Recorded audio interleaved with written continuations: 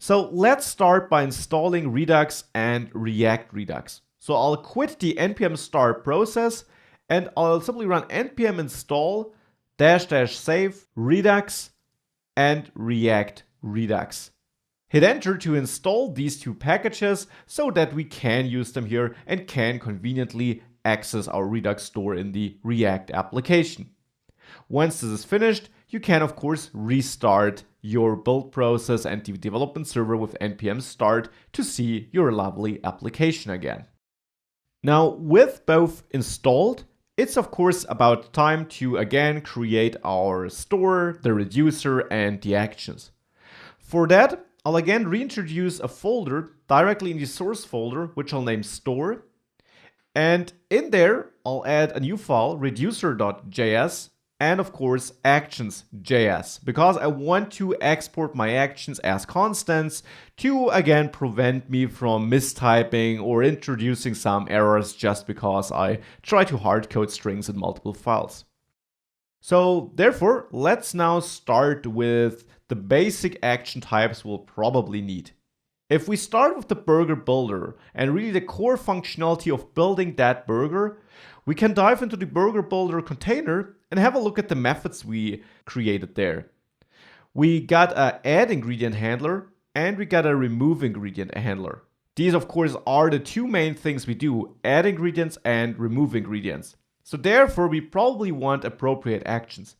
Export a constant which we'll name add ingredients and assign a string with the same value, add ingredients, and then duplicate it to also create the respective action for removing ingredients.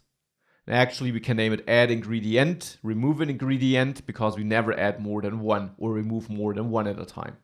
So we got these two actions. And before we add more, let's start with these. Let's build up the store with these, and then let's add more and more functionality over the next lectures. Next, let's implement or start implementing our reducer. There I will import everything as action types from this actions.js file. Then I'll create a constant initial state to define what my state should look like initially. And in there, we probably want to have the same state we already use in the burger builder. There, if we scroll up, we got of course a lot of fields.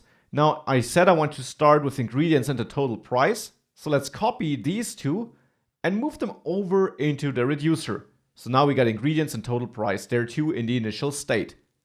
Then we can create the reducer itself. A function simply, maybe stored in a constant named reducer, using the ES6 function syntax where we get the state, which is set to initial state, initially in case we get undefined as a state, which we do the first time this runs. And then let's also add the action, which we'll also receive here. Now, at the end of everything, I of course also want to export my reducer as the file default. Now, we'll of course have to fill this reducer with some life. We'll do so in the next lecture. Before we do that, let's set up the state management in the index.js file, where we wrap our entire application. And there we already see something interesting. We already do wrap our application here with the browser router. That of course can lead to confusion, or maybe it is something we haven't looked at before. Where should we now add our provider component from React Redux? Inside of the browser router or outside? Let's set this up together in the next lecture.